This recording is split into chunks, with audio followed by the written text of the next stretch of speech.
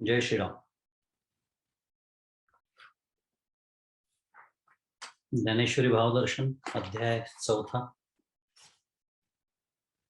मागच्याला आपल्या 172 ते 175 एवढ्या ओव्या झाल्या होत्या. श्लोक क्रमांक 36 आणि 37 त्यातला 36व्या श्लोकावरच्या या ओव्या होत्या आणि 37वा आपण श्लोक वाचला, त्याचा अर्थ समजून घेतला आणि आपण गीता दीपस्तंभामधली सगळ्या श्लोकांचा जो गट डॉक्टर काकांनी केलेला आहे त्याचं वाचन केलं, त्याची उजळणी केली. म्हणून नेहमीच्या प्रथेप्रमाणे आपल्या थोडीशी 5-10 मिनिटं तरी निदान उजळणी विषय प्रवेशासाठी. आपल्याला भगवंत ज्ञानाचं महात्म्य सांगतात. सगळे यज्ञांचे प्रकार सांगून झाल्यानंतर त्या सगळ्या यज्ञांची जी समाप्ती आहे, सर्व कर्माखिलम पार्थ ज्ञाने परिसमाप्यते. शेवटी त्या सगळ्या यज्ञांची समाप्ती ज्ञान यज्ञामध्ये होते असं भगवंत म्हणतात.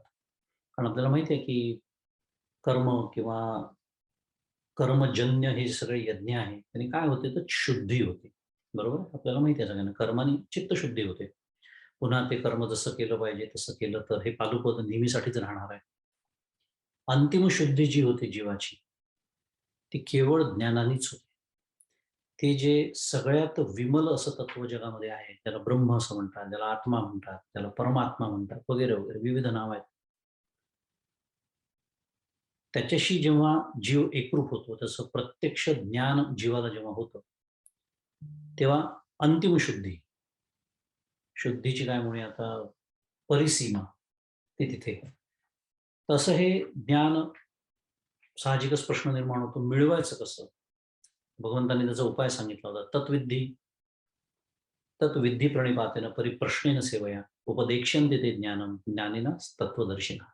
हा उपाय सांगितला होता की जे ज्ञानी आहेत, तत्वदर्शिना झाला आपला भरपूर विचार करून झालेला त्याच्यावरती, की नुसते ज्ञानी नाही तर जे नुसते परोक्ष ज्ञानी नाही तर अपरोक्ष ज्ञानी पण आहेत,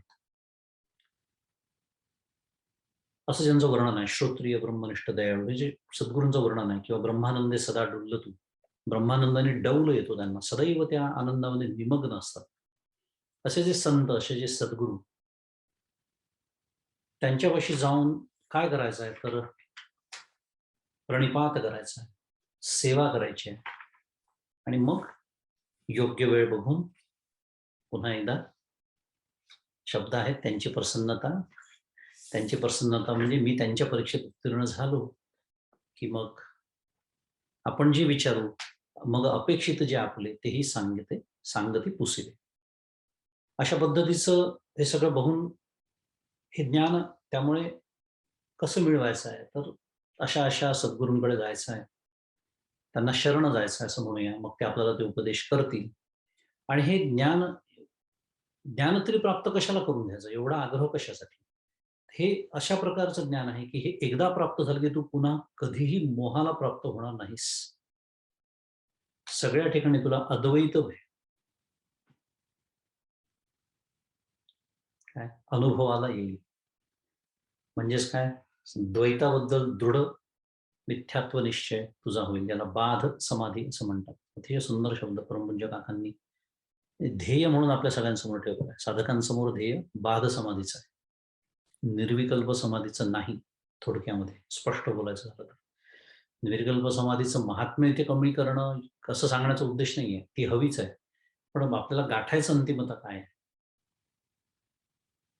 तर ती बाध समाधी आहे. मुद्दा असा की इथे जे म्हटलं आहे की ज्या ज्ञानाने सर्व भूते तू आपल्या ठिकाणी आणि माझ्या ठिकाणी अभेदाने पाहशी. या थोडक्यामध्ये खरं या वाक्यातच ते रहस्य दडलेला विचार केला तर. कारण भूत दिसणार आहेत, बरोबर आहे, भूत अनेक आहे हेही ज्ञान तिथे होणार आहे, बरोबर आहे, हे सगळं त्याच्यातच आलं. पण त्यांच्यामध्ये अभेदाने पाहशील म्हणजे काय? काकांनी छान वर्णन केलं एका प्रवचनामध्ये.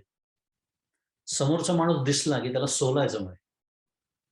आपण जेव्हा पहिल्यांदाच ऐकतो तेव्हा धक्का बसतो ऐकायला, हे काय बोलतात आहे, सोडलं बिळणं म्हणजे काय मारामारी वगैरे करतात काय? तसं नाही. सोलायचं म्हणजे काका म्हणतात कल्पनेनी सोलायचं, म्हणजे काय त्याच्यातले 5 कोश दूर काढायचे. आपल्याला माहिती आहे 5 कोश किंवा 4 देहमुळे, अन्नमय कोश, प्राणमय कोश, बुद्धिमय वगैरे हे जे काही कोश आहेत किंवा स्थूल, सूक्ष्म कारण, महाकारण वगैरे जे 4 देह आहेत, असा त्याला त्या माणसाला सोलायचा म्हणजे काय केवळ कल्पनेने म्हणजे मागच्याला आपण जे बोललो होतो, स्वरूपाकडे लक्ष ठेवून रूपाशी व्यवहार करायचा. याला म्हणायचं सोलणं. मुद्दा असा की याला म्हणायचं बाधसमाधी, याला म्हणायचं सर्व भूतांच्या ठिकाणी अद्वैत पाहणं. आपल्या आत्ताच्या विषयाचा काय म्हणूया शब्द वापरायचे झाले तर. आणि या ज्ञानाची महती सांगताना पुढे म्हणतात आहेत 36व्या श्लोकामध्ये, जिथे आपण मागच्या वेळेला वाचन केलं होतं, की कितीही तू पापी असू दे, महाप्रचंड पापी तू जरी असला, पाप्यांपेक्षा पापी, जगातला सगळ्यात पापी तू असं गृहीत धरू. पण हे ज्ञान जर तुला झालं, तर या ज्ञानरूपी नौकेने तू तरुण जाशील. आता अर्थात हा विषय आपण बघितला होता, की चुकीचे अर्थ माझ्या बुद्धीने मी जेव्हा लावायला जातो, तेव्हा मी याचा चुकीचा अर्थ करतो. म्हणजे काय? वाटेल तेवढी पापं करा. ज्ञान झालं की आपलं काम होणारच आहे. असा त्याचा अर्थ नाही आहे. कारण असा त्याचा अर्थ असेल, जाऊ दे इथे बसून असं बोलू नये. मला शून्य भगवद्गीता कळली असा त्याचा अर्थ होतो थोडक्यामध्ये. कारण मी जर असा असेन, तर मी ज्ञानाचा अधिकारीच होत नाही. त्यामुळे म्हणण्याचा अर्थ असा आहे, की जर हे ज्ञान किंवा या परमार्थ मार्गाकडे वळण्याच्या आधी सद्गुरूंची, संतांची प्राप्ती होण्याच्या आधी काही 4 गोष्टी अशा हितकारक, कल्याणकारक माझ्या कानावर पडण्याच्या आधी माझं चरित्र कसंही असलं, चरित्र म्हणून स्वतःच्या बाबतीत जरा चरित्र वगैरे म्हटलं की छान वाटतं. संतांचं जसं पाहिजे थोडी आहे ना, आपली असू शकते. असो. तर आपलं जे चरित्र आहे ते कसंही असलं, कितीही मी पापी असलो, अगदी मी वाल्याकुळी जरी असलो, तरी त्याचा जो वाल्मिकी होऊ शकतो. तुम्ही वाल्या एवढा तर नक्कीच पापी नाही. मागच्याला आपण बोललो होतो. त्याच्या एवढा दृढनिश्चयी पण नाहीये म्हणूनच मला वेळ लागतो. पण इतका जरी मी पापी असेन, पण एकदा जर मला पश्चात्ताप झाला आणि मी तो मार्ग सोडून भगवंतांना शरण गेलो, संतांना शरण गेलो, सद्गुरूंना शरण गेलो, तर माझं सुद्धा काम होणार आहे. हा त्याचा अर्थ. ही ज्ञानाची महती सांगताना हा श्लोक येऊन गेला. म्हणूनच माऊली पुढे जरी कल्मशाचा आगरू, तू भ्रांतीचा सागरू, व्यामोहाचा डोंगर वगैरे जे सगळं वर्णन माऊलींनी केलं ते त्या दृष्टीने केलेलं आहे. इथे एक मार्मिकता आपण बघितली होती.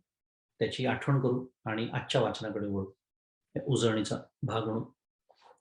ती मार्मिकता अशी होती, की इथे पापाचं वर्णन आहे. त्यामुळे वाचल्यावर असं वाटतं किंवा पुन्हा एकदा वाच्यार्थाकडून लक्ष्यार्थाकडे कसं जावं लागतं आणि त्याच्यासाठी संतांचेच पाय कसे धरावे लागतात. आचार्यांनी जर याची आठवण करून दिली नसती, तर आपल्याला हे कळलंच नसतं कधी. कारण आपण शब्दशः अर्थ केला असता, की ते पापाचं वर्णन आहे. आचार्य असं म्हणतात, की आता ही जी ज्ञानाची पातळी आहे, हा जो ज्ञानाचा आता प्रांत आहे, इथे पाप नव्हे तर पुण्य सुद्धा चालत नाही. हे भाष्यामध्ये आपण मागच्या वेळेला पाहिलं होतं, की धर्म अपि इह मुमुक्षोः पापम उच्यते. पुन्हा माझ्यासाठी ते नाही. अजून त्या ज्ञानाच्या प्रांतात जर माझा प्रवेश झाला नसेल, तर माझ्यासाठी ते नाही. याचं कारण असं आहे, मी अजूनही चित्तशुद्धी आणि चित्तशांतीचाच साधक असेन. कारण अजून माझी त्याच प्रगतीच्या टप्प्यावरती मी असेन. तर माझ्यासाठी हे सगळं जसं सांगितलं तसंच विधिते, पाळीत, निषेधाते, गाळीत, मज देऊनी जाळीत कर्म फळे. हे साधन जर मी करत असेन, अजूनही मी त्याच साधनाचं माझं काय म्हणूया आराधना सुरू असेल, ते माझ्यासाठी नाही. पण हे साधन ज्याचं परिपूर्ण झालेलं आहे, त्याच्यासाठी सांगतात आहे, की आता पापही नको आहे आणि पुण्यही नको आहे. मुमुक्षूच्या दृष्टीने, इथे शब्द मुमुक्षूच वापरला आहे आचार्यांनी. कारण काय हे दोघंही शेवटी या दोघांची परिणती कशामध्ये होते? तर भोगामध्येच होते. शास्त्र कसा विचार करतं, वेदांत शास्त्र. कॉमन डिनॉमिनेटर जो आहे, पाप असो किंवा पुण्य असो, भोगाच्या पातळीवरती समान आहे. सुख असो, दुःख असो, अनुभवाच्या पातळीवर दोन्ही गोष्टी समान आहेत.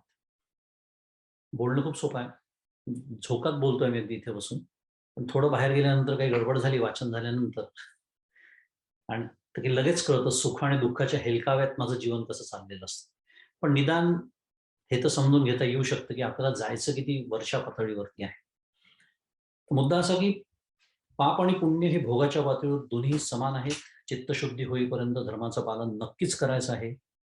पापपुण्याचा विवेक जरूर करणे आहे, पण ज्ञानाच्या आता अशा पातळीकडे आपण चाललेलो आहोत, ज्ञानाच्या अशा अंतिम टप्प्याकडे आता आपण पोहोचतो आहोत. आजच्या वाचनात आपला जो येणार आहे आता शेवटचा श्लोक, ह्या टप्प्यावरती ज्या गोष्टी आधी ग्राह्य होता त्यांचा आता पुढे पुढे निषेध होत जाणार आहे. हा एक आपण काय म्हणूया बारकावा बघितला होता, मार्मिकता त्याच्यातली बघितली होती. आणि मग 37व्या श्लोकाकडे आपण आलो होतो. यथैधांसी समिद्धोग्नीर भस्मसात कुरुतेर्जन ज्ञानाग्नी सर्व कर्माणी भस्मसात कुरुते तथा. पुन्हा एकदा त्या ज्ञानाचीच महती सांगणं सुरू आहे अजूनही, की हे ज्ञान झाल्यानंतर काय होतं. तर एखादा धडधडीत पेटलेला जो अग्नी आहे, प्रज्वलित झालेला अग्नी आहे, त्याच्यामध्ये तुम्ही कितीही मोठमोठाले लाकडं टाका, त्यांना तो जाळून भस्मच करून टाकतो तो. त्याप्रमाणे हा जो ज्ञानरूपी अग्नी आहे, हा सर्व कर्मांना भस्म करून टाकतो.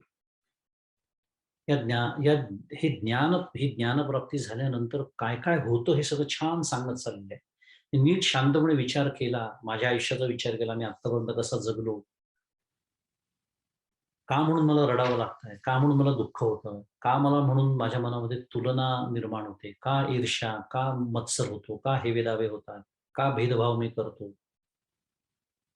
हे सगळं, ह्या सगळ्याची परिणती दुःखात होते शेवटी. करन्सी एकच आहे परमार्थामध्ये, सुख आणि दुःख. असं म्हणतात खरं, की जर दुःख अस्तित्वाचंच नसतं या जगामध्ये, तर वेदांताची गरजच नव्हती, शास्त्राची गरजच नव्हती. आणि हे अगदी सत्य आहे. आपल्याला ते परमपूज्य काका म्हणतात, हे साहित्यिक लोकांनी आपली डोकी बिघडवलेली आहेत म्हणतात. सुख आणि दुःख असणारच आहे हो. काका म्हणतात हो असं म्हणून ते रडायला लागतात.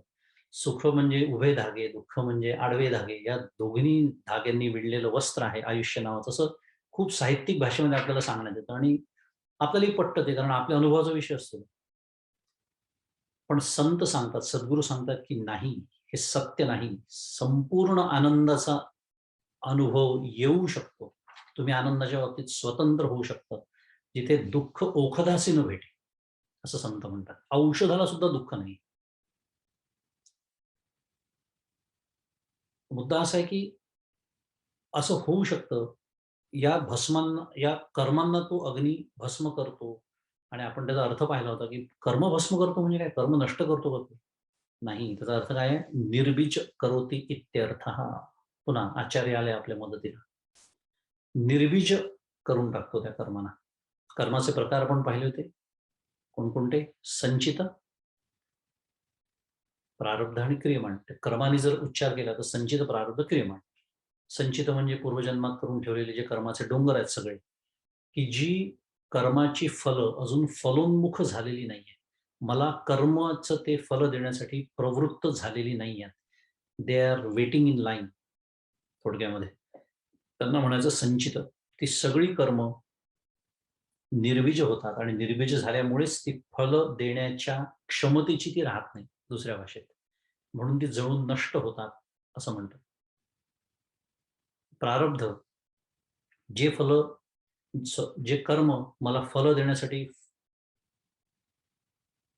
उद्युक्त झालेलं आहे, फलोन्मुख झालेलं आहे, ते मी जे घेऊन आलेलो आहे पॅकेज, त्याला प्रारब्ध असं म्हणतात. ते देहाला धरून असतं आणि ते देह संपेपर्यंत ते राहतं. त्याला काय होतं मग ज्ञान झाल्यानंतर? निर्विकारतेने त्याला सामोरं जाता येतं. आपण बोललो होतो. भोगावं लागतं हा शब्द नाही तिथे. भोगण्यामध्ये सामोरं जाणं खूप छान शब्द आहे. म्हणजे काळजीपूर्वक शब्द वापरलेले आहे, की निर्विकारतेने त्याला सामोरं जाता येतं. कारण काय आहे, की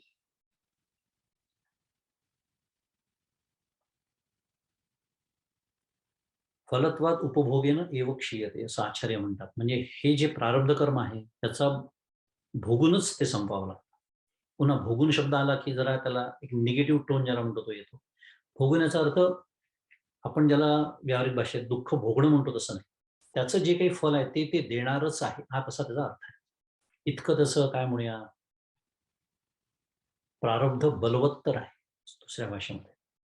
संत महंतांना सुद्धा, ज्ञानाला सुद्धा ते सोडत नाही. हे याच्यातनं आपल्याला शिकायचं. आपण प्रारब्ध बदलून घेण्यासाठी डॉक्टर काय म्हणतात तसं. आणि काय सांगण्याचं ठेवलेलं नाही कुठल्याच.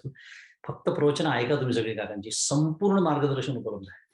काका म्हणतात की सद्गुरूंकडे जाणं म्हणजे आपली बिघडलेली गाडी आपण जशी मेकॅनिककडे घेऊन जातो गॅरेजमध्ये टाकायला दुरुस्तीला, तसं लोक आपला बिघडलेला संसार घेऊन सद्गुरूंकडे जातात की सद्गुरू जरा बघा, मुलाला चांगल्या कॉलेजला ऍडमिशन मिळू द्या, माझ्या मुलीचं लग्न होऊ द्या, चांगली नोकरी मिळू द्या, मिळाली असेल तर प्रमोशन मिळू द्या, मला एकही शारीरिक व्याधी असू देऊ नका. हे कोणाला सांगायचं? रामकृष्ण परमहंसांना, ज्यांना स्वतःला गळ्याचा कॅन्सर झाला. हे कोणाला सांगायचं? ज्यांच्या गुडघे दुखतात, त्या सद्गुरूंना. हे म्हणजे आपण आपली काही वापरतो का नाही असाच प्रश्न पडतो. म्हणजे कोणत्या तोंडाने आपण त्यांच्याकडे जातो आणि म्हणतो की तुम्ही माझा संसार दुरुस्त करून द्या. हे सगळं कशासाठी बोलतोय आपण? कशासाठी समजून घेतोय की हे प्रारब्ध बदलण्याचा उद्योग म्हणजे परमार्थ नाही.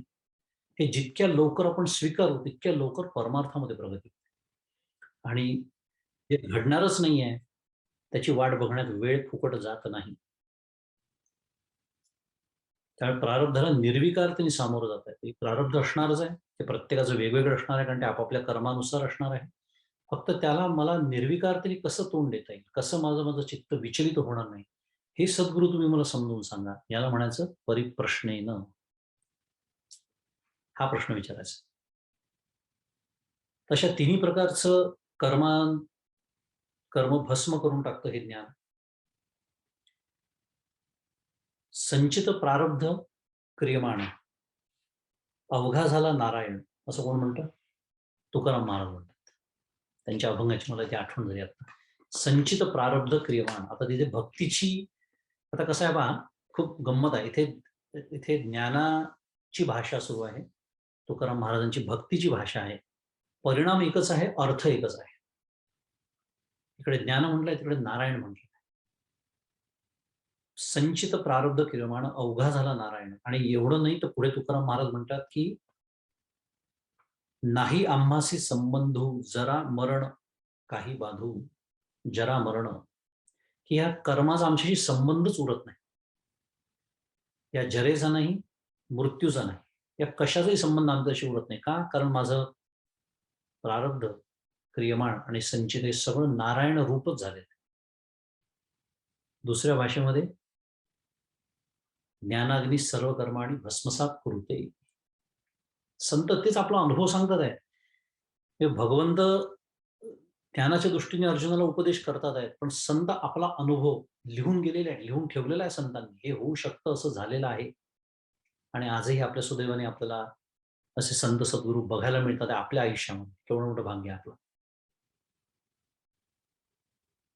आणि क्रियमाण, प्रारब्धाबद्दल बोललो, संचिताबद्दल. क्रियमाणामध्ये जी कर्म आता केल्या जातात आहेत संतांकडनं किंवा सद्गुरूंकडनं, किंवा त्यांनी जेव्हा केली, आधीचे जे संत होऊन गेले, तेव्हा त्याला नैष्कर्म्य दशा असा मोठा शब्द आहे शास्त्रामध्ये. थोडक्यामध्ये त्या अवस्थेत केलेल्या कर्माला पुन्हा ताटवा उगवत नाही फळाचा. कारण काय? पुन्हा शब्द तोच आहे, निर्बीज. भवबीज भाजलेलं आहे त्यात. भर्जनम भवबीजानाम, मागच्याला बोललो होतो. आणि जेव्हा खरोखर ते भाजलं जातं तेव्हा अर्जनम सुखसंपदा. ते भाजल्यानंतरच सर्व सुखसंपदाचं कारण आहे. आनंदाचे डोही आनंद तरंग, आनंदाची अंग आनंदाचे, अशा अवस्थेमध्ये जगायला मिळतं मग. आणि खरं परमार्थाचा उद्देश परमपूज्य काका हाच सांगतात. काय? सुखरूप व्हायचं आहे मला. मला सुखरूप व्हायचं आहे. सुखरूप होऊन सुखाने जगायचं आहे, हे महत्वाचं आहे. आयुष्याच्या शेवटच्या दिवसापर्यंत साधना नाही करायची. किती छान असा एक काय म्हणा प्रोजेक्ट प्लॅन दिलेला आहे आपल्याला. आपापली टाइमलाईन तुम्ही आखून घ्या, डेट्स टाकून घ्या त्याच्यावर. प्रोजेक्ट प्लॅन दिलेला आहे. सुखरूप व्हायचं आहे. म्हणजेच सुखरूप म्हणजेच ज्ञानरूप, सतरूप, चितरूप, अर्थ तोच आहे. सुखरूप व्हायचं, सुखरूप होऊन सुखाने जगायचं, आणि सुखरूप होऊन सुखाने जगून सुखाने हा देह आणि हे जग सोडून द्यायचं. एवढाच उद्देश आहे फक्त परमार्थाचा, बाकी याच्या पलीकडे काही नाही. आणि हे फक्त ज्ञानाने शक्य होतं. ही ज्ञानाची महती आपल्याला सांगतात. तर आपण इथे जो गट एक काकांनी घेतला होता श्लोकांचा, तो त्याच्यामध्ये काही 2-3च वाक्य घेतो फक्त. कल्पना आहे मला, अजून उजळणीचाच भाग सुरू आहे. पण थोडी महत्वाची वाक्य पाहणे पुढे जाऊ. एक वाक्य होतं की सर्व कर्मांमुळे ज्ञानाला केवळ अनुकूलता निर्माण होते. छान वाक्य होतं. आपण बोललो त्याच्यावरती, की एका साधकासाठी तर अत्यंत महत्वाचं वाक्य आहे. वाक्य पुन्हा वाचतो. सर्व कर्मांमुळे काय होतं? ज्ञानाला केवळ अनुकूलता निर्माण होते. अनेक पैलू आहेत बरं का या वाक्याचे. या वाक्याचा एक महत्वाचा पैलू मागच्या नसेल बोललो आपण. त्याचा अर्थ स्पष्ट आहे. कर्मानी मोक्ष नाहीये. कर्मातून मोक्ष आहे. बरोबर आहे? वाक्यात फरक आहे दोन्ही. कर्मातून मोक्ष कसा? तर कर्माने ज्ञानाला अनुकूलता निर्माण होते आणि ज्ञानाने मोक्ष. पण साधकासाठी आत्ता आपल्या सगळ्यांसाठी महत्वाचं काय आहे? माझं कर्म असं असलं पाहिजे, की ते ज्ञानाला अनुकूलता निर्माण करेल. याच्यासाठी मी दिवसभर जागं असलं पाहिजे. मी जेव्हा-जेव्हा कर्म करतोय, कुठेही असो, घरात असो, घराच्या बाहेर असो, घरातली असो, समाजाची असो, राष्ट्राची असो, कर्म कुठलीही असू शकतात. आता वेळ नाही, एक सुंदर कथा आठवली होती स्वामी विवेकानंदांच्या जीवनातली. सांगितली असेल ना मला माहीत नाही, नंतर कधीतरी सांगेन, आज वेळ नाही. मुद्दा एवढाच आहे, की कर्म आपापल्या प्रारब्धाप्रमाणे, आपापल्या अधिकाराप्रमाणे जे काही आपण स्वीकारलं असेल, आपल्याला काही करावी लागत असेल, ती कर्म असतील. कर्म कोणतं आहे याला विशेष महत्त्व नाहीये. जर विधी ते पाळीत निषेधाते गाळीत हे लक्षात असेल, हे सांभाळून जर मी कर्म करत असेल, तर इट डझंट मॅटर. कर्म मी कसं करतो याला अत्यंत महत्त्व आहे आणि ते इथे दिलेलं आहे, की ज्ञानाला अनुकूलता निर्माण होईल असं मी कर्म केलं पाहिजे. आणि पुढे म्हटलं होतं, की या ज्ञानलाभानंतर या भूतसृष्टीला जसे माझे अधिष्ठान आहे, तसे तिला तुझेही अधिष्ठान असल्याचे कळून येईल. त्याच्यानंतर दुसऱ्या परिच्छेदातलं वाक्य होतं, की आत्मा हे स्वतःचे स्वरूप आहे, हे ज्याला कळते. महत्वाचं वाक्य आहे. आधीच गीता दीपस्तंभ आहे, त्यातले मी निवडक वाक्य वाचतो म्हणजे कल्पना करा. आत्मा हे स्वतःचे स्वरूप आहे, हे ज्याला कळते, त्याला कृतीतून निर्माण होणाऱ्या अशाश्वत पदार्थांचे बंधन होत नाही, त्यांच्या आसक्तीने तो बांधला जातो. पुन्हा उलटं करून घ्यायचं. मला जर कर्मफलाची आसक्ती होत असेल, माझा जर आग्रह राहत असेल, असंच झालं पाहिजे, तसंच झालं पाहिजे, आत्ताच झालं पाहिजे, इतकंच झालं पाहिजे, मला तितकंच मिळालं पाहिजे. याचा अर्थ अगदी स्पष्ट आहे, की त्या काळापुरती का होईना मी विसरूनच गेलो आहे, की मी कोण आहे. साध्या भाषेत मी कोण आहे. म्हणून फार सुंदर अशी साधना उलगडत जाते आपल्यासमोर जर आपण हे सिद्धांत जर तपासून पाहिले, निकष म्हणून वापरले माझ्या आयुष्यामध्ये, तर लगेच मी काय करणं अपेक्षित आहे साधक म्हणून, अगदी समोर आहे आपल्यासमोर, ब्लॅक अँड व्हाईटमध्ये ज्याला म्हणतात. पुढचं वाक्य होतं, की कर्माने चित्तशुद्धी होऊन त्या चित्ताला अंतिम शुद्धाची म्हणजे विमल ब्रह्माची ओढ लागते. काही विचार केला होता आपण, की मला जर तशी ओढ लागत नसेल, अजूनही मला बाहेरच धावत असेल अंतःकरण, नाही मला अजून साधनेची तेवढी तीव्रतेने आठवण होत किंवा करावीशी वाटत. याचा अर्थ मला तेवढी विमल ब्रह्माची ओढ लागलेली नाहीये. काका म्हणतात मोटिव्हेशनच नीट झालेलं नाही आणि मी परमार्थ कशासाठी करतो हेच नीट कळलेलं नाही. मगाशी आपण जे बोललो सुखरूप होणे वगैरे, वगैरे सगळं. हे जर लक्षात असेल, तर या गोष्टी आपण करण्याच्या मागे लागतो मग, की कर्माने माझी चित्तशुद्धी कशी होईल याची आपण विचार करतो.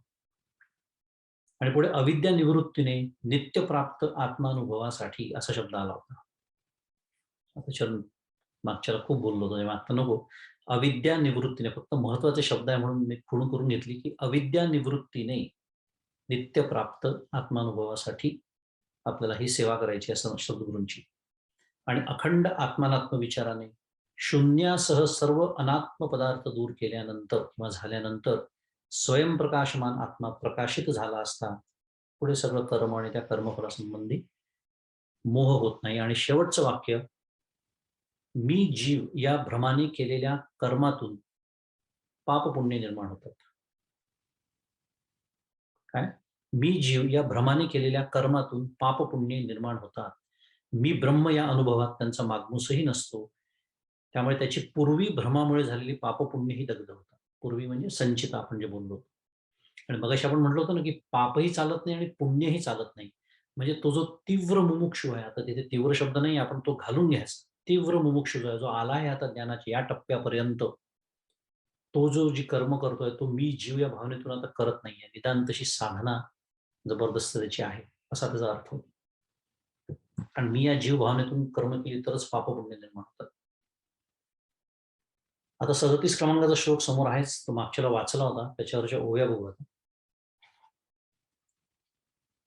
आता माऊली म्हणतात की सांगे आता ज्ञानेश्वर माऊली 2च ओव्या आहेत त्याच्यावर, पण दृष्टांत देतात आहे, की सांगे भुवनत्रयाची काजळी, जे गगना माझी उधवली, ती प्रळयीचे वाहुटोळी काय अभ्रपुरे.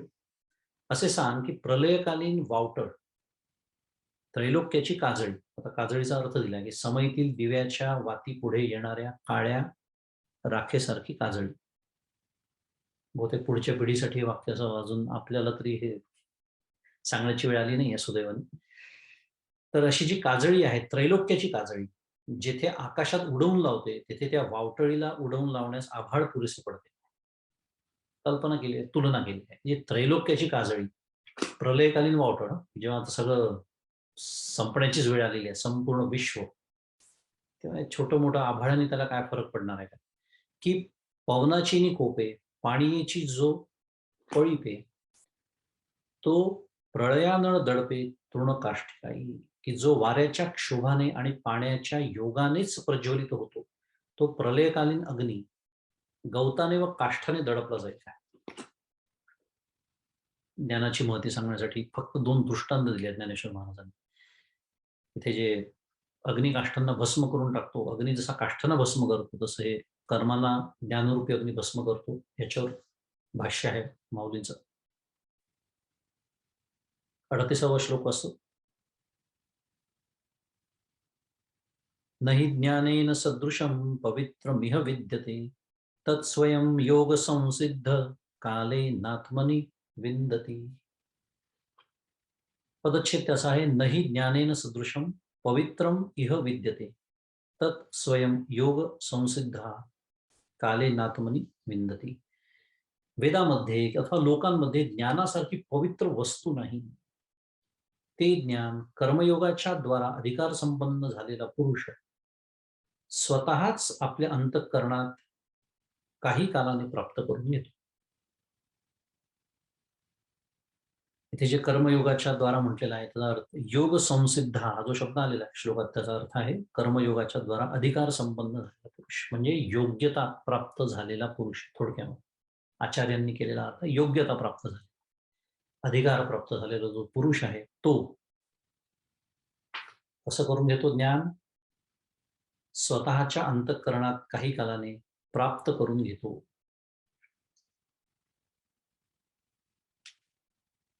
काही विशेष शब्द आलेले आहेत ना, विचार करण्यासारखे. काही कालाने का म्हटलेलं आहे?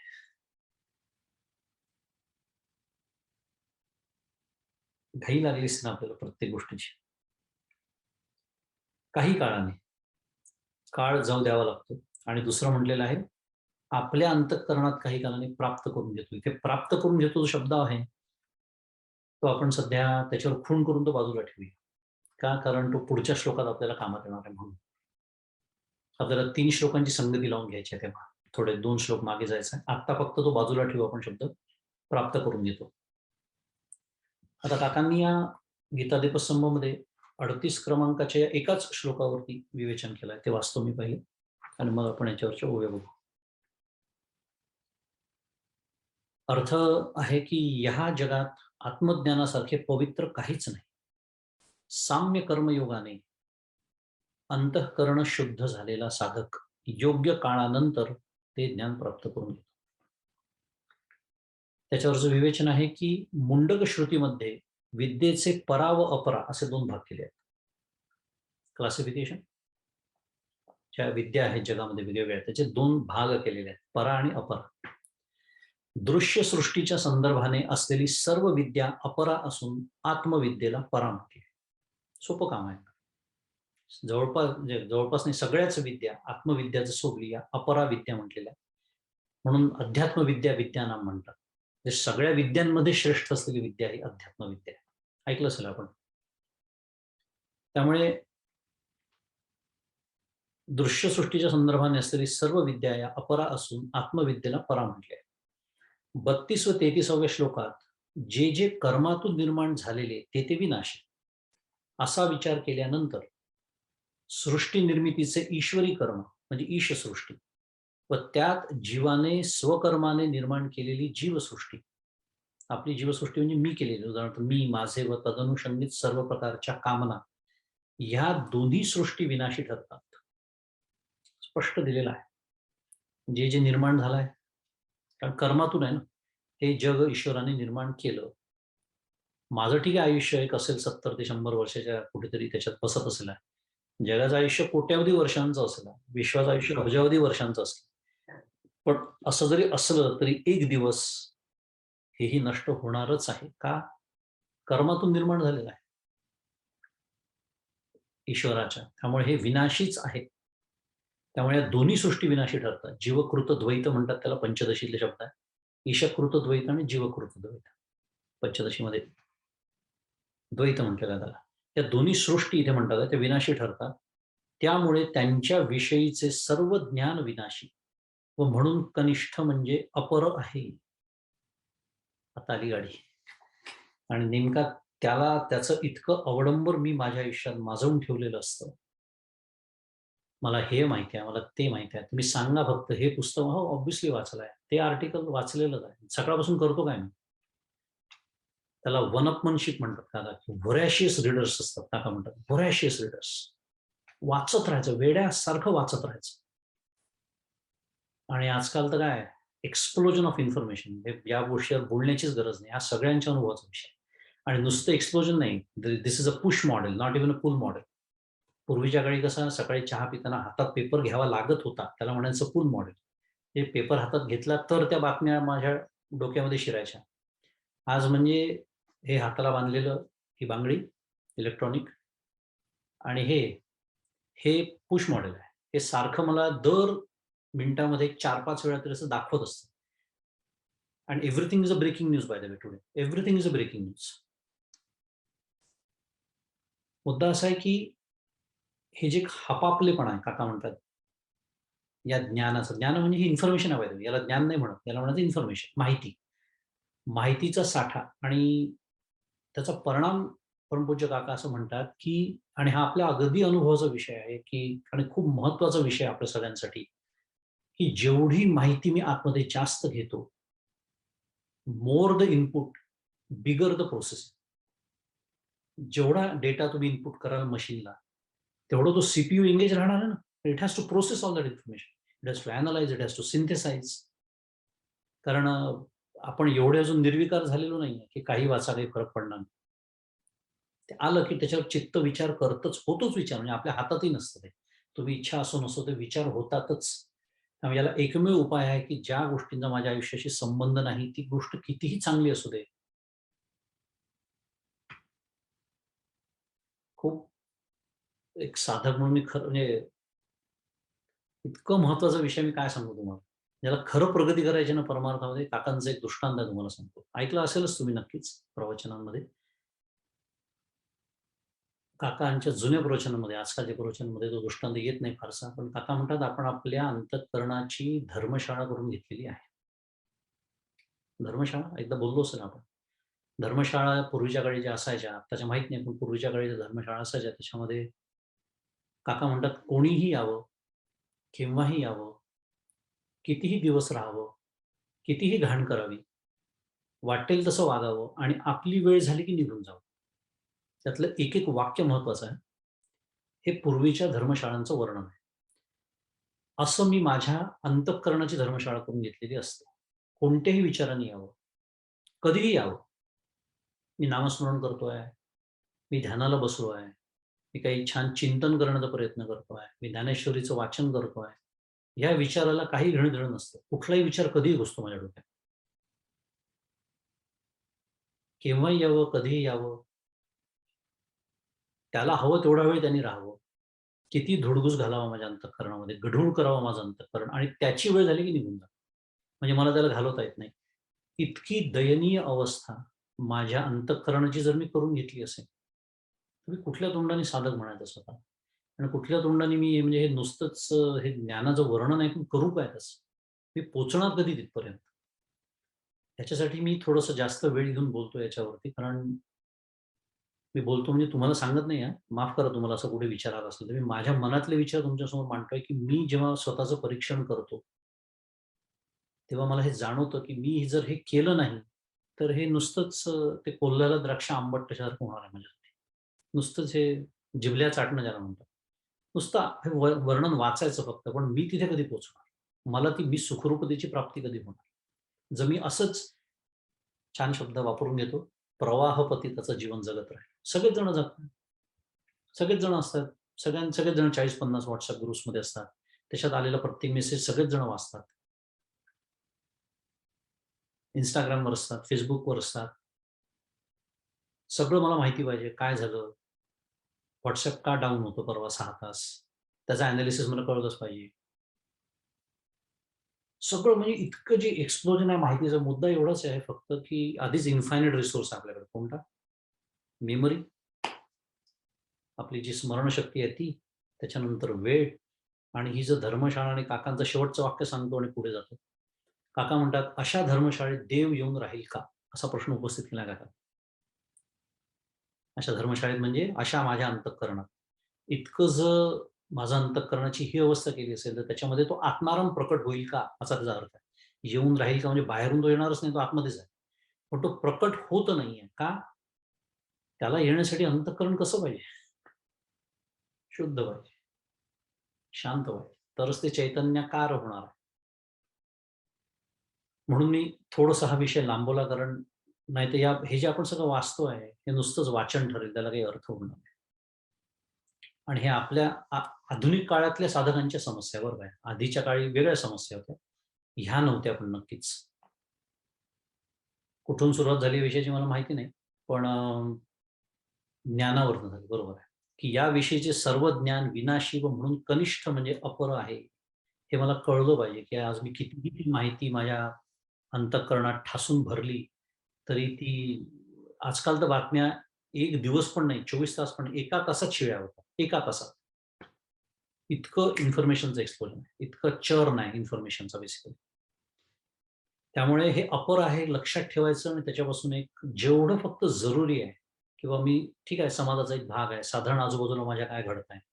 जसं काका म्हणतात, हेडलाईनवर जरी नजर टाकली ना पेपरच्या तरी कळून जातं फक्त काय घडतंय. एखादी महत्त्वाची बातमी असेल, काय सी गाईडलाईन्स काय आल्या, मास्क वापरायचा का नाही वापरायचा? जरूर वाचावं कारण त्याचा माझा संबंध आहे थेट जीवनाशी.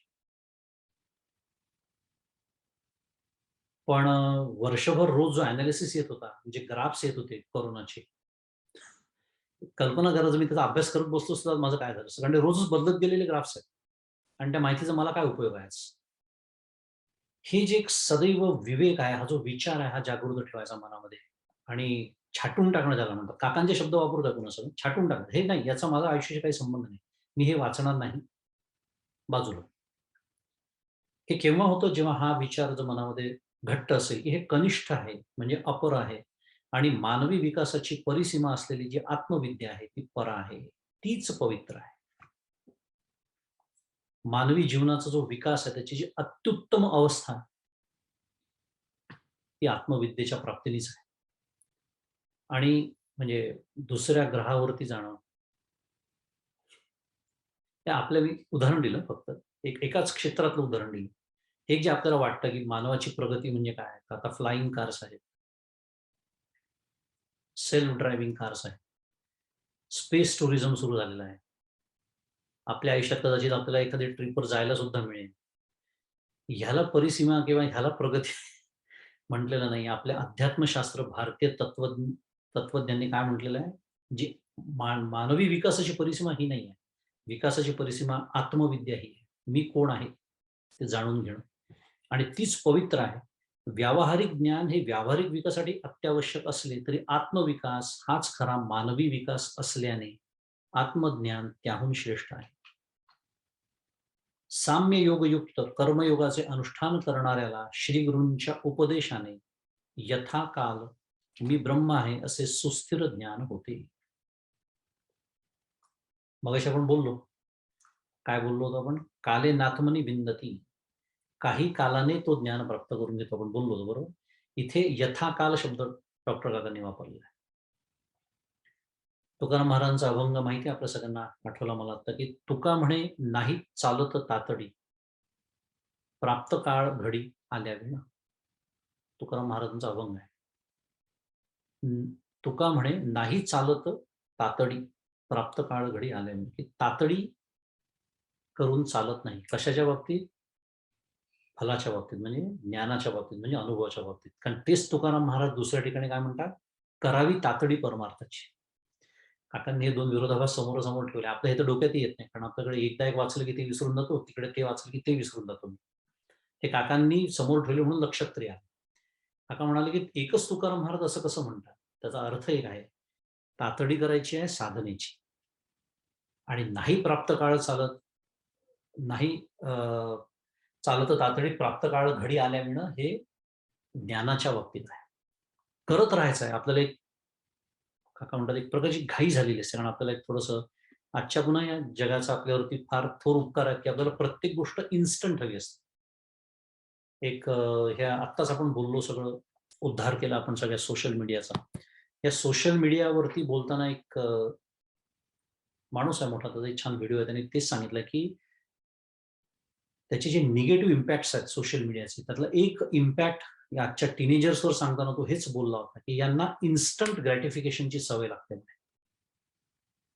कारण information is available at the finger tip. Button दाबलं की ते समोर आलंच पाहिजे स्क्रीनवरती. नकळत कुठेतरी मनामध्ये ती प्रवृत्ती निर्माण व्हायला लागते. Instant gratification. त्यामुळे असं बराच काळ एखादी गोष्ट सातत्याने करणं, दीर्घकाळ प्रयत्न करणं, ह्या सवयी हळू बदलायला लागतात. आपल्या त्या स्लो पॉइझनिंग सारख्या तुमची साइक ज्याला म्हणतात, तुमची मनाची रचना बदलायला लागते, असं त्या व्हिडिओमध्ये त्यांनी म्हटलेलं आहे. त्या फार मोठ्या माणसाने. तो व्हिडिओ आपण कदाचित पाहिला पण असेल. असो, तो मुद्दा असा की काही कालानं तो प्राप्त करून घेतो. तिथे चालत नाही तातडी. कारण काय आहे, आपण आता त्याच प्रांताकडे हळू जातो आहे. कारण तो आता करण्याचा प्रांत उरलेलाच नाहीये. तो आता हळू होण्याच्या प्रांताकडे आपण जातोय. मागच्या वेळेला बोललो होतो. त्याच्यावरच्या ओव्या पाहू. म्हणूनी असो हे न घडे, ते विचारिताची असंगडे, पुढती ज्ञानाची निपाडे पवित्र न दिसे. म्हणून ज्ञानासंबंधी हे बोलणे पुरे झाले. ज्ञानाने दोष जातात किंवा नाहीत असा प्रश्नच संभवत नाही. ते ज्ञान विचार करून पाहताच कोणत्याही दृष्टांताशी विसदृश आहे. तात्पर्य ज्ञानासारखी दुसरी पवित्र वस्तू दिसत नाही. विसदृश आहे, त्याचा अर्थ विलक्षण आहे, असाधारण आहे. थोडक्यामध्ये अगदी साध्या भाषेत सांगायचं झालं तर इतकी पवित्र, इतकी पवित्र वस्तू आहे हे ज्ञान, की त्याला आता दृष्टांत नाही, त्याला आता उपमा नाही. आणि कोण म्हणताय? ज्या माऊलींनी जगाला जगावेगळे दृष्टांत दिले. विलक्षण दृष्टांत दिले. दृष्टांतासाठी ज्ञानेश्वरीचा अभ्यास करणारे लोक आहेत. अशी माऊली म्हणते, की त्या ज्ञानाला दृष्टांत नाही. अनुपमेय आहे. त्याला उपमाच देता येत नाही. काही-काही गोष्टीला आपल्याला काही गोष्टी कळत नाही. कधी विचार केला असं वाटतं, की हे आता आपण भारतीय आहोत आणि आपण परमार्थामध्ये प्रांतात आहोत. बरंच श्रवण आपलं झालंय. त्यामुळे या गोष्टी आपल्याला सहज आपण त्यांचा स्वीकार केलेला असतो. पण आपण जर एखाद्या अमेरिकन माणसाचा विचार केला, तर if you put ourselves in their shoes त्याला म्हणतात. तसा जर विचार केला तर मग जाणवतं, की याचं हे काय सांगण्याचा प्रयत्न करतात, की हे ज्ञानाचं माध्यम. एखाद्याने म्हटलं, की काय तुमचं वैशिष्ट्य आहे भारतीय संस्कृतीचं किंवा अध्यात्म दर्शन ज्याला म्हणतात. काय सांगतं तुमचं? तुम्ही ह्यालाच का जीवनाचा विकास म्हणता, मानवी जीवनाचा? आम्ही त्याला विकास समजतो. मगाशी आपण जो बोललो. तर त्या दृष्टीने जर अशी जर आर्ग्युमेंट ज्याला म्हणतात, जर पुढे कधी आली, तर तेव्हा हे सांगणं, की हे त्याचं महात्म्य आहे. ज्ञान सगळ्यात पवित्र ही जी गोष्ट आहे. ते ज्ञान प्राप्त झाल्यानंतर काय होतं, हे 3 श्लोकांपासून आपण पाहतोय. आणि पुढे माऊली म्हणते, की "एथ ज्ञान हे उत्तम होय, आणिकही एक तैसे के आहे, जैसे चैतन्य का नोहे दुसरे का." या जगात हे ज्ञान उत्तम आहे हे मान्यच आहे. पण ज्ञाना वाचून दुसरंही तसेच एक उत्तम काही आहे का? असे विचारित असाल तर अरे हो की. जसे चैतन्य तसेच ज्ञान आहे. दुसरे मात्र काहीही नाही हो. तर मला वाटतं इथे थोडंसं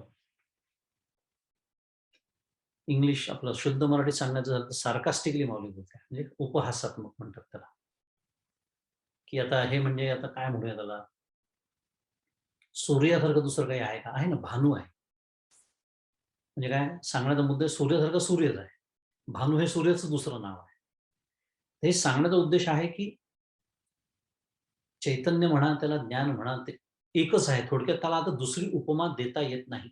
हे ज्ञानेश्वर महाराजांनी थोडंसं विलक्षण पद्धतीने मांडलं. या महातेजाची कसे, जरी चोखाळ प्रतिबिंब दिसे, का गिवसले गिवसे आकाश हे. की या सूर्याच्या कसाला उतरेल असे शुद्ध प्रतिबिंब जर दिसले, किंवा आकाश ज्याने कवटाळले आहे असा कोणी जर दिसला. नेहमीप्रमाणे महाराजांची एक पद्धत सांगण्याची, ती असं जर झालं तर, तसं जर झालं तर, तसं. आत्याबाईला मिशा असत्या तर तिला काका म्हटलं असतं, असं जर मराठीमध्ये एक म्हण आहे तशासारखं. आत्याबाईला मिशा कधीच नसतात, तशासारखं आहे. ना तरी पृथ्वीची नी पाडे, काटाळे जरी जोडे, तरी उपमा ज्ञानी घडे पांडुकुमारा. किंवा अर्जुना, पृथ्वीच्या बरोबरीने तुलना करता येईल असा एखादा वजनदार पदार्थ जर मिळाला, अर्थातच पृथ्वीवर राहून हे बोलणं सुरू आहे, नाहीतर लगेच सरसावून येतील, अरे पृथ्वी तर सगळ्यात छोटा ग्रह झाला, असं नाही म्हणायचं. पृथ्वीवर राहून पृथ्वीवर एखादा वजनदार पृथ्वी एवढा मला पदार्थ जर दाखवता आला, तर या ज्ञानाला उपमा देणे शक्य आहे. तरी उपमा ज्ञानी घडे, असं माऊली म्हणते. थोडक्यात पुन्हा तेच सांगणं सुरू आहे, की याला उपमा देणं शक्य नाही, असं हे ज्ञान आहे. म्हणून बहुती परी पाहता, पुढत पुढती निर्धारिता, हे ज्ञानाची पवित्रता ज्ञानीची आली. म्हणून पुष्कळ प्रकारांनी विचार करून पाहिला असता आणि पुनः पुन्हा केलेले निश्चय तपासून पाहिले असता, हेच सिद्ध होते की ज्ञानाची पवित्रता ज्ञानाचे ठिकाणीच आहे. म्हणून वेदांचा, भारतीय संस्कृतीचा ज्ञानाचा एवढा आग्रह आहे. आणि पुन्हा ज्ञान म्हणजे इन्फॉर्मेशन किंवा माहिती नव्हे, ज्ञानाचा स्पष्ट अर्थ आहे, त्याची व्याख्या आपल्या सगळ्यांना खूप चांगली माहिती आहे. आणि त्या दृष्टीने म्हणजे इतकं महात्म्य त्याचं, की त्या दृष्टीने हे एकदा ध्येय, मानवी जीवनाच्या विकासाची ही परिसीमा आहे. म्हणजेच हे प्रत्येक मनुष्य मात्राचं ध्येय आहे. हे एकदा स्वीकारलं, की त्याच्याप्रमाणे मग पुढची सगळी घडी बसते बरं. म्हणजे साधकाचीच बसते असं नाही म्हणत आहे मी. एखाद्या मनुष्याची, त्याच्यामुळे त्याच्या कुटुंबाची, मग त्या समाजाची आणि त्या राष्ट्राची, आणि त्या राष्ट्राची एक एकत्रित मानसिकता तयार होते. आपला भारत देश, भारताची संस्कृती हे सगळं वेगळं का आहे जगापासून? का म्हणून स्वामी विवेकानंदांपासून तर आत्ताच्या नरेंद्र मोदींपर्यंत सगळे म्हणतात आहे, की भारत हा विश्वगुरू होण्याच्या योग्यतेचा आहे. ते या दृष्टीने म्हणतात सगळं. आणि सगळं भारतातच झालेलं. आपण भारतीय आहे म्हणून आपल्याला भारताचं कौतुक आहेच, प्रश्नच नाही. आपल्या संस्कृतीचंही कौतुक आहे, अभिमान आहे. पण एखाद्या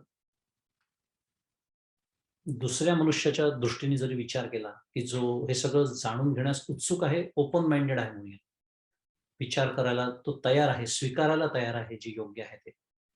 तेव्हा जाणवतं, की हा विचार फक्त त्या आर्यभूमीतच रुजला, वाढला आणि तिथेच तो विकसित झाला.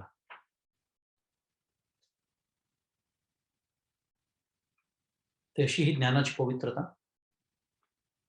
जैसी अमृताची चवी निवडीजे, तरी अमृताची सारखी म्हणीजे, तैसे ज्ञान हे उपमीजे ज्ञानेसीची. पुन्हा ज्ञानेश्वर महाराज तेच सांगतात आहे, की जशी अमृताची रुची इतर रसांहून निवडून पाहिली असता अमृतासारखीच आहे असे म्हणावे लागते.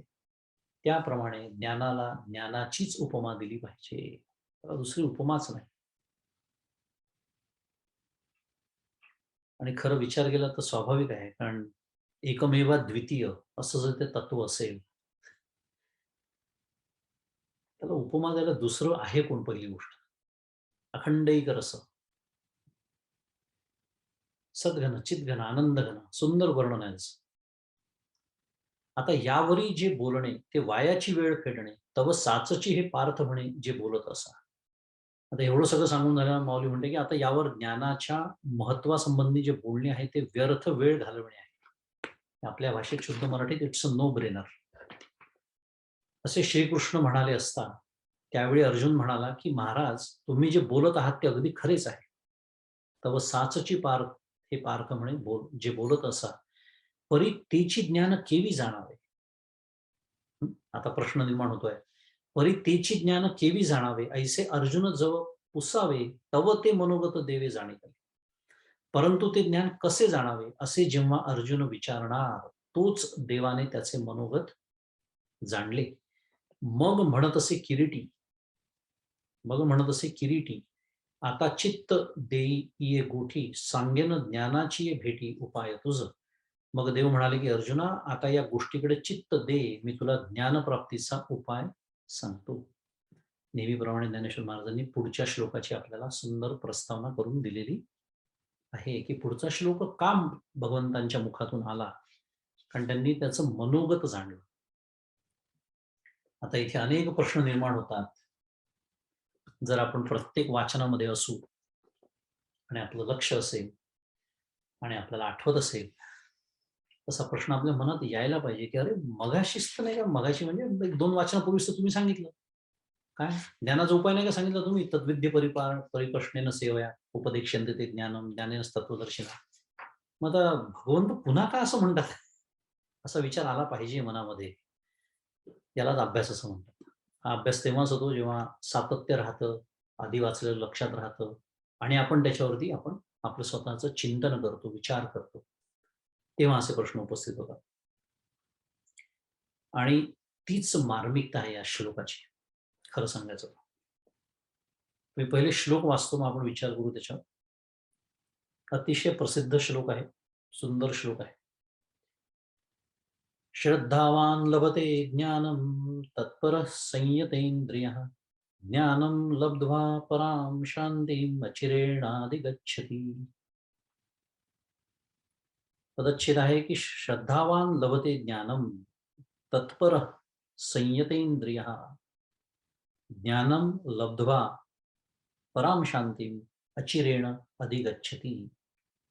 अर्थ आहे की श्रद्धावान, ज्ञान साधनात तत्पर आणि जितेंद्रिय असलेला पुरुष ज्ञान मिळवतो व नंतर लवकरच मोक्षरूप परमशांतीला प्राप्त होतो.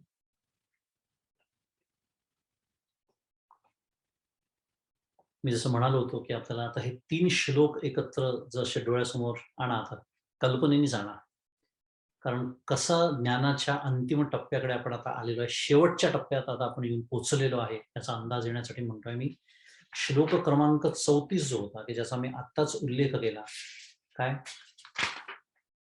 तत् विद्धी प्रणिपातेन परिप्रश्नेन सेवया उपदेक्षन्ते ते ज्ञानम ज्ञानिनः तत्त्वदर्शिनः.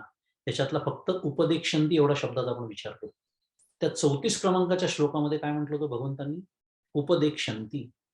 आणि इथे काय शब्द आलेला आहे? श्रद्धावान लभते ज्ञानम. आता ही जी अंतिम टप्पा आहे, फार महत्वाचा विषय आहे. हा जो अंतिम टप्पा आहे ज्ञानाचा, इथे आता देणे-घेणे हा व्यवहारच उरलेला नाही. हे बारीक-बारीक गोष्टी असतात ना, ह्या संतांच्या साहित्याचा अभ्यास केल्याशिवाय आपल्याला कळणारच नाही. आपल्याला हे नुसतं वाचत गेलो तर आपण वाचतच जाऊ. साधी गोष्ट आहे. तिथे काय म्हटलंय? उपदेक्षन्ति म्हणजे उपदेश करणारा कोणीतरी आहे. तिथे करणं अपेक्षित आहे. तिथे कर्म आहे. तिथे काहीतरी देणारा आहे. तिथे कोणीतरी घेणारा आहे. देणारे सद्गुरू आहेत. घेणारा शिष्य आहे. त्याची घेण्याची काही प्रक्रिया आहे. कोणती? तद्विद्धी प्रणिपातेन परिप्रश्नेन सेवया. पण आता जो टप्पा आपण ज्या ज्ञानाबद्दल बोलतो आहे, तिथे आता देणं-घेणं उरलेलंच नाही आहे. नव्हे, खूप सांभाळून बोलावं लागतं कारण हा अंतिम टप्पा आहे. पण आपल्याला निदान परोक्ष ज्ञानाच्या दृष्टीने आणि त्याच्यासाठी आपण अभ्यास करतो आहे. ह्या टप्प्यामध्ये आता देणं-घेणं नाहीये. कारण आता हे बोलण्याची वेळ आलेली आहे, की कोणी कोणाला देऊ शकत नाही. टू द एक्सटेंड सद्गुरू सुद्धा शिष्याला ज्ञान देऊ शकत नाही. का? ऐकलं थोडा धक्का बसू शकतो जर आपला नीट अभ्यास नसेल तर. त्याचं का महत्वाचं आहे? त्याची 2 कारणं आहेत. एक, ते त्यांच्याहून वेगळं असतं तर त्यांना देता आलं असतं. आणि ते घेणाऱ्याहून वेगळं असतं तर घेणाऱ्याला घेता आलं असतं. खूप सुंदर विचार आहे बरं. सद्गुरूंनी मला मी गेलो होतो त्यांच्याकडे एकदा मुरुडला डॉक्टरांकडे. त्यांनी मला पेन दिला. खूप सुंदर पेन होता आणि दिला. का दिला? मी खूप शहाणा आहे म्हणून, मी खूप चांगलं लिहितो म्हणून नाही दिला. तो पेन त्यांच्यापासून वेगळा आहे. तो त्यांच्या खिशाला लावलेला होता. म्हणून ते मला देऊ शकले. ज्ञान ते मला कसं देतील? कारण ते स्वतः ज्ञानरूप झालेले आहे. बरं मी तरी कसं घेऊ? कारण मी स्वतः ज्ञानरूप आहे. ह्या टप्प्याबद्दल आपण आता बोलतोय. आणि म्हणून इथे घेणं देणं किंवा मिळवणं असं, इथे श्रद्धावान लभते ज्ञान. त्याला त्याचा लाभ होतो. लाभ होतो म्हणजे काय? पुन्हा आधी नव्हता आणि आता झाला असा नाही त्याचा अर्थ. नित्यप्राप्तच आहे ते. त्याची आता त्याला अनुभूती झाली. पहिला मुद्दा. या श्लोकातली जी मार्मिकता. दुसरी, आपण मागच्या वेळेला बोललो होतो तसं, तद्विधी प्रणिपातेन मध्ये प्रणिपात जो आहे नमस्कार. आता मी आपलं माझंच सगळी फजिती सांगतो तुम्हाला, म्हणजे छान तुम्हाला मजा पण येईल आणि तुम्हाला कळेल काय म्हणायचं. तर मी जातो संतांकडे जातो. जातो म्हणजे आता कसा जातो, का जातो विषय सोडून द्या. पण 4 लोक नमस्कार करतात. बरं दिसत नाही, मग मी पण नमस्कार करतो. ते ते ज्या पद्धतीने करतात, आता तिथली एखादी पद्धत असेल, काही ठिकाणी काही विशिष्ट पद्धती असतात नमस्काराच्या, त्यांच्यासारखं मी करतो. कारण मला वेगळं उठून दिसायचं नाही. I don't want to stand out, शुद्ध मराठीत. मागच्या वेळेला मी बोललो होतो, काही लोक प्रश्न विचारतात. मी कोण? ईश्वर म्हणजे काय? माझं ईश्वराचं नातं काय? साधना कशी करायची? ज्ञान म्हणजे काय? त्याची मला प्राप्ती कशी होईल? त्याच्यात अडथळे कोणते आहेत? ते मी दूर कसे करू? म्हणजे छान-छान लोकं प्रश्न विचारतात. मग माझ्यासारखा जातो, स्वतःला खूप हुशार समजतो ना मी. माझा प्रश्नही वेगळा असला पाहिजे. सगळ्यांनी विचारलेले विचारता कामा नये. मग मी त्यांना विचारतो, "तुम्ही कोण?" आपण बोललो होतो ना मागच्या लोकं विचारतात, "मी कोण?" मी त्यांना विचारतो, "तू कोण?" हे जे सगळे विनोदाचे भाग जर सोडून दिले, तर मुद्दा असा आहे, की प्रणिपात, परिप्रश्न आणि सेवा. सेवेचं तर भरपूर विवेचन केलेलं आहे, की सेवेच्या नावाखाली मी स्वतःचीच फसवणूक कशी करतो किंवा माझा रजोगुण तिथे सुद्धा कसा मला छळतो, दाखवण्यासाठी, फोटोसाठी मी कशी सेवा करतो. फोटोमध्ये मी आलोच पाहिजे, प्रश्नच नाही. हे सगळं विवेचन याच्यासाठी मी उजळणी केली त्याची, की असं सगळं मनामध्ये ठेवून मी या 3 गोष्टी करू शकतो. बरोबर आहे? वरपांगी पाहता, बहिरंग पाहता असं दिसू शकतं, की अरे याने नमस्कार केलेला आहे. अरे याने काहीतरी बोललेलं आहे, काही प्रश्न विचारलेले आहेत. थोडीशी सेवा करण्याचा प्रश्न केलेला आहे. पण हे कधी माहिती आहे? हे सगळं मी करू शकतो. पण इतकं करून एक गोष्ट जर नसेल माझ्या अंतःकरणात, कोणती? ज्यांनी सुरुवात केली या श्लोकाची. श्रद्धावान लभते ज्ञान. म्हणजे काय? माझ्या अंतःकरणात श्रद्धा नसताना या बहिरंग गोष्टी मी करू शकतो. आणि म्हणून भगवंतांना नुसतं ते सांगून पुरेसं वाटलं नाही. आता अगदी अंतिम सांगतात आहेत, की तो ज्ञानाचा मार्ग झाला, पण आता ज्ञानप्राप्ती कशाने होणार आहे? प्रत्यक्ष ज्ञानप्राप्ती तुला कशाने होणार आहे? तर ती श्रद्धावान लभते ज्ञान. बरं खरं सांगायचं तर आचार्य इथपर्यंत थांबलेले नाही.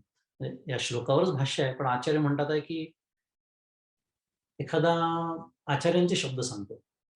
शंकराचार्य म्हणतात, की एखादा मंद मुमुक्षू असू शकतो, पण श्रद्धावान असू शकतो. काय म्हटलंय?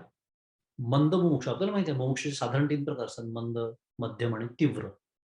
आपल्या त्या शब्दांमध्येच अर्थ, आशय व्यक्त होतोच. काही बोलण्याची गरज नाही. श्रद्धावान आहे, पण मंद मुमुक्षू. म्हणजे काय?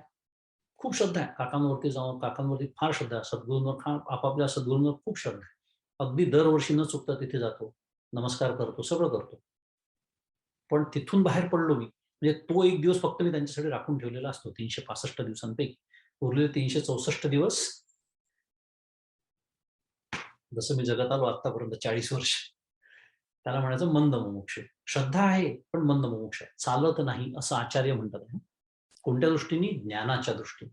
आणि म्हणून इथे अक्षरशः 3 आपल्यासमोर निकष ठेवलेले आहेत. कोणता? पहिला आहे श्रद्धावान. दुसरा म्हणून सांगितलं विशेष करून, की ज्ञानम तत्परा म्हणजे ज्ञान साधनेत तत्पर असलेला. बरं आचार्य इथपर्यंत म्हणतात, इथे थांबावं नाही म्हणतात, ज्ञानसाधने तत्पर असू शकतो. पण तो जर जितेंद्रिय नसेल, आणि म्हणून इतकं छान असे 3 आपल्यासमोर आहे. इतका सुंदर श्लोक आहे हा, पाठ करून टाकायचा ह्याच्यासाठी आहे. पुन्हा पुढे जाऊन परीक्षा द्यायच्या नाहीत आपल्याला. पण माझ्या हे सदैव अंतःकरणात हे जागं असलं पाहिजे, की ह्या 3 मध्ये मी कसा बसेन. श्रद्धा तर तशी असते आपल्या सगळ्यांच्या अंतःकरणात. श्रद्धेचे अनेक स्तर असतात. श्रद्धेचा विकास होत जातो, तो विषय आपण सोडून देऊ. पण एक श्रद्धा आहे असं गृहीत धरूया. गाडी घसरते ती पुढच्या ह्याच्यामध्ये. ज्ञान साधनेत तत्परता, जे साधन सद्गुरूंनी दिलेलं आहे ते किती प्रामाणिकपणे मी करतो, किती नियमितपणे करतो, किती तळमळतेने करतो आणि अर्थातच जितेंद्रिय. कारण आणि ते दोन्ही एकमेक हाताहातात घालून चालतात. मी जितेंद्रिय नाही म्हणून ज्ञानसाधनेत तत्पर नाही. ज्ञानसाधनेत तत्पर नाही म्हणून जितेंद्रिय होणं जमत नाही. Complementary to each other. आणि ह्या तिन्हीमध्ये जोपर्यंत मी उत्तीर्ण होत नाही, तोपर्यंत ज्ञानाचा अधिकार सुद्धा मला नाही. ज्ञान तर खूप दूरची गोष्ट आहे. आणि असा जो साधक आहे, तो ज्ञान मिळवतो आणि नंतर लवकरच मोक्षरूप परमशांतीला प्राप्त होतो. आता इथे अचिरेण अधिगच्छति यातला अचिरेण याचा अर्थ लवकरच. मी का बरं शब्द थांबलो इथे थोडंसं? मगाशी काय म्हटलं होतं? काही कालाने प्राप्त करून घेतो. कालनात्मने विंदते आणि इथे काय म्हटलंय? लवकरच. याचा अर्थ काय? You are almost close to the finish line. झाला आता तो शेवटचा टप्पा आता बस. उंबऱ्यावरती आहात तुम्ही आता. एक थोडासा धक्का घेतो मी गाभाऱ्यात प्रवेशच आता. एकरूपता. म्हणून लवकरच. हा तो अंतिम टप्पा आहे. आपण इथे थांबूया. आज आपल्या ओव्यात काही होणं शक्य नाही. पण अतिशय सुंदर ज्ञानाचं वर्णन करणारे हे काही श्लोक, ज्ञानाचं महात्म्य सांगणारे, ज्ञानप्राप्ती कशी करावी हे प्रत्यक्ष भगवंत आपल्याला मार्गदर्शन करतात. आणि शेवटी हा जो ज्ञानाचा टप्पा आहे, तिथे ज्ञान कसं आपोआप त्या विषयावरती पुढच्याला पाहिजे तर अजून बोलू शकतो आपण, की विचारसागर रहस्यमधला अतिशय सुंदर विचार आहे, की ते ज्ञान वृत्तीव्याप्तीच्या माध्यमातून, कारण तिथे फलव्याप्तीची तर गरजच नाहीये. वृत्तीव्याप्तीच्या माध्यमातून ते ज्ञान आपोआप, पुन्हा आपोआप हा शब्द कधीच विसरायचा नाही. परवलीचा शब्द आहे तो. कारण तो 1% विसरायचा नाही, मागच्याला आपण बोललो होतो. 99% काम तिथपर्यंत मी करत आणायचं आहे. 1% तिकडे होणार आहे. ते आपोआप ज्ञान सच्चित आनंद रूपाने तो आत्मरूप प्रकाश, प्रकाशाचं आपल्याला ज्ञान होतं. खूप सांभाळून बोलावं लागतं या ठिकाणी. तर खूप सुंदर वर्णन आहे ते ज्ञान कसं होतं, नक्की काय होतं? सगळ्यांनाच आपल्याला उत्सुकता असतेच त्याच्याबद्दल. त्याचं हे सगळं वर्णन करणारे श्लोक, त्याच्यावरच्या ओव्या. त्याच्या हा 39 क्रमांकाचा जो श्लोक आहे, त्याच्यावरच्या ओव्या पुढच्याला बघूया. इथे थांबू. श्री ज्ञानेश्वर महाराज की जय. गोपाल कृष्ण भगवान की जय.